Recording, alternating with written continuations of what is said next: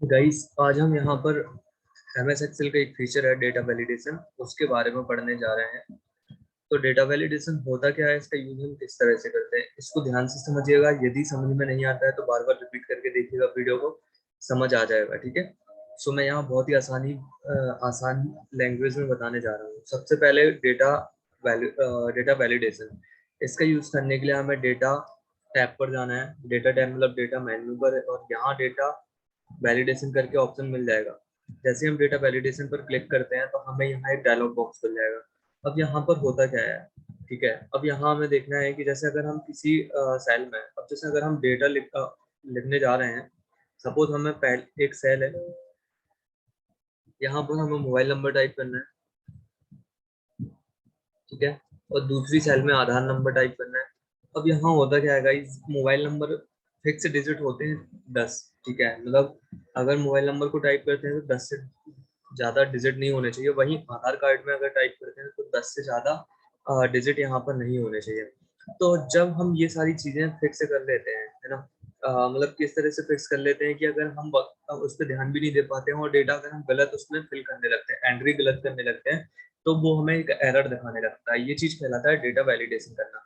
ठीक है। अब यहाँ पर हमें मोबाइल नंबर को, ये जो कॉलम दिख रहा है जी नंबर का, इसमें हमें मोबाइल नंबर मतलब कि 10 डिजिट का मोबाइल नंबर फिल करना है। अब उसको हम फिक्स कैसे कर सकते हैं, तो सबसे पहले डेटा टैब में जाना है। डेटा टैब के बाद डेटा वैलिडेशन, और जैसे हम इस पर क्लिक करेंगे तो एक मेन्यू खुल गया, सॉरी डायलॉग बॉक्स खुल गया।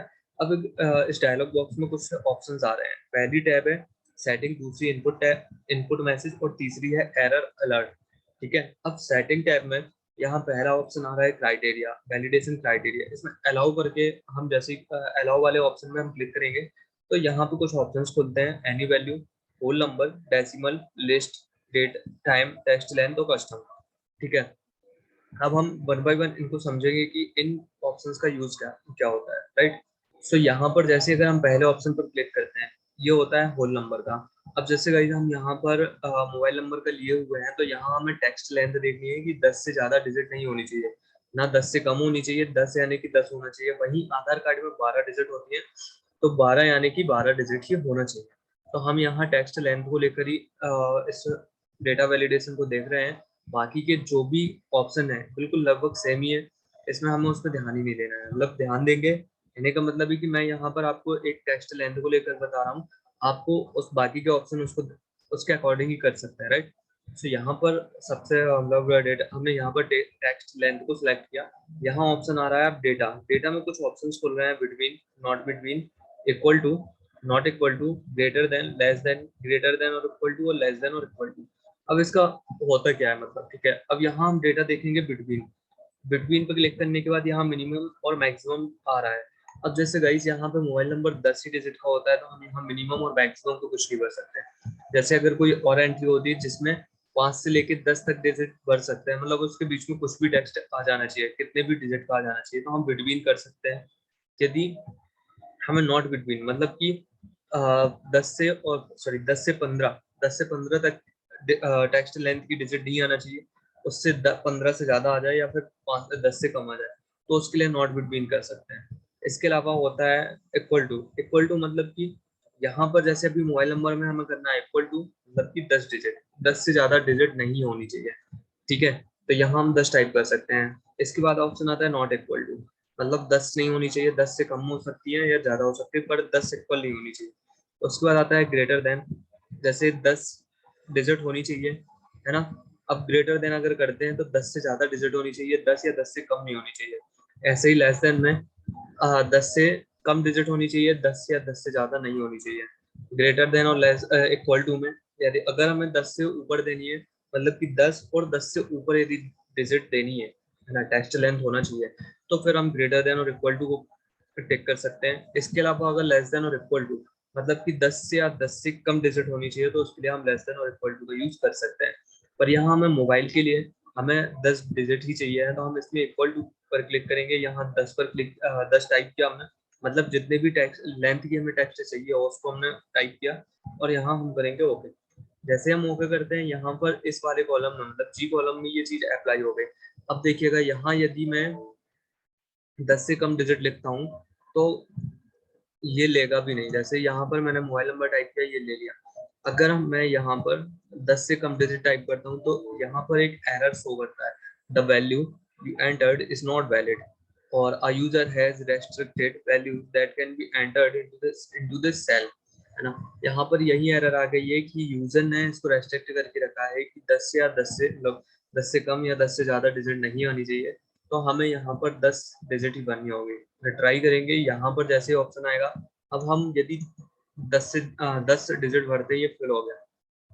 अगर हम इसको ज्यादा डिजिट भरते हैं ना, जैसे अगर हमने इसको किया इसमें 10 से ज्यादा डिजिट आ गई, मतलब कि यहाँ पर 11 डिजिट आ गई, अगर हम इसको एंटर करते हैं तो सेम वैसे ही जैसा कि एरर पहले आ रहा था, मतलब 10 से कम डिजिट भरने के लिए, तो भी वही एरर आ रही थी जो भी आ रही है। सो गाइस यहाँ पर इसी तरह से होता है, अगर हमने इसमें डेटा वैलिडेशन का यूज किया हुआ है तो जो हम यहाँ पर कमांड देते हैं वही सेम कमांड आएगी।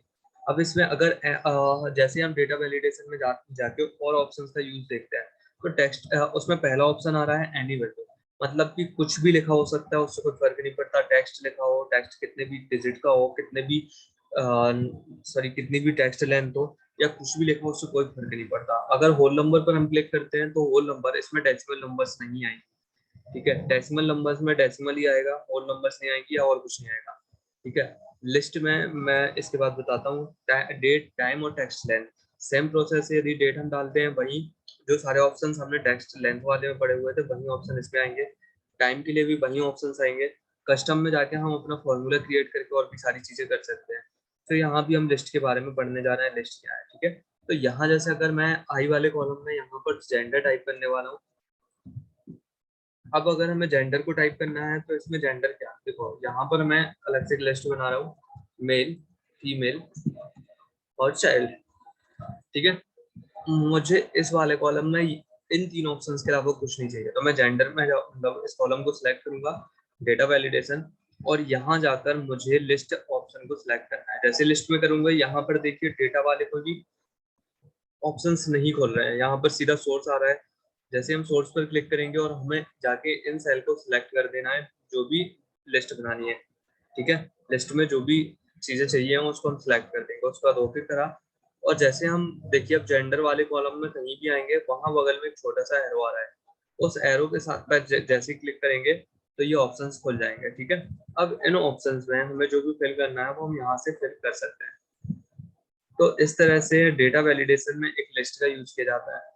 इसके अलावा इसको हटाना है, हम वही कॉलम को सिलेक्ट किया, डेटा वैलिडेशन में जाके हमें एनी वैल्यू यहाँ पर सिलेक्ट कर देनी है। इसके बाद हम कुछ भी यहाँ पर कर सकते हैं ना, मतलब अगर हम उसकी जगह पे नंबर्स लिखना चाहें, या देखिए एरो भी हट गया है, हम जो करना चाहें फिर वहां पर कर सकते हैं टाइप, नंबर भी, टेक्स्ट भी और भी चीजें, ठीक है। सो डेटा वैलिडेशन को लगाना हो गया और उसको रिमूव करना हो गया। इसके बाद डेटा वैलिडेशन में दो और टैब यहाँ पर खुलते हैं, इनपुट मैसेज और एरर अलर्ट। इनपुट मैसेज पर जैसे ही हम क्लिक करेंगे तो यहाँ पर लिखा हुआ है show input message when cell is selected, तो जैसे यहाँ पर एक मैसेज हम डाल सकते हैं, ठीक है। जब जब भी हम किसी सेल पर कर्सर लेके आएंगे, मतलब जहां पर हमने डेटा वैलिडेशन किया है, और जब भी हम उस सेल पर कुछ मैसेज लेकर आएंगे, सॉरी कर्सर लेके आएंगे, जैसे मैंने यहाँ पे टाइप किया मोबाइल नंबर ओनली, ठीक है। अब जो ये सेल दिख रही है एक्टिव में, इसी पर अप्लाई करके बताता हूँ, ओके किया। अब देखिए जब भी यहाँ पर कर्सर आ रहा है, मतलब इस सेल में एक्टिव है, यहाँ पे आ रहा है मोबाइल नंबर ओनली। तो इस तरह से अगर हमें किसी सेल पे उसका कुछ डिस्क्रिप्शन डालना है, एक मैसेज शो करना है, तो उसके लिए हम इस तरह से कर सकते हैं, ठीक है। तो ये हो गया इनपुट मैसेज। इसके अलावा एरर अलर्ट, एरर अलर्ट में क्या आता है, जब भी अभी हमने देखा था कि जब हम उसमें 10 से ज्यादा डिजिट एंटर कर रहे थे तो क्या आ रहा था, तो हम यहाँ ऊपर वो टाइटल डाल सकते हैं, और जो एरर मैसेज यहाँ पर आना चाहिए वो यहाँ पर टाइप कर सकते हैं। हम जो भी टाइप करेंगे वो यहाँ पर दिखाई देगा। अब देखिए स्टाइल भी क्या लिखा आना चाहिए, स्टॉप का, यहाँ वार्निंग का, वार्निंग में देखिए साइन चेंज हो रहा है, और इन्फॉर्मेशन का, तो हमें जो भी यहाँ पर साइन चाहिए हम उसको क्लिक कर सकते हैं। और जैसे वो ओके करेंगे तो जब भी हम कुछ एरर टाइप करेंगे तो वो सारी चीजें यहाँ पर शो करेंगे, ठीक है। सो यहाँ गाइस डेटा वैलिडेशन खत्म हो गया है, मतलब मैंने डेटा वैलिडेशन टॉपिक पर जितना हो सकता था बता दिया है। यदि समझ में नहीं आया आप बार बार रिपीट करके देखिएगा वीडियो को, और जो भी आपको क्वेरीज होती हैं कमेंट सेक्शन में जरूर बताइएगा। देन मिलते हैं अगली नेक्स्ट वीडियोज में, ओके।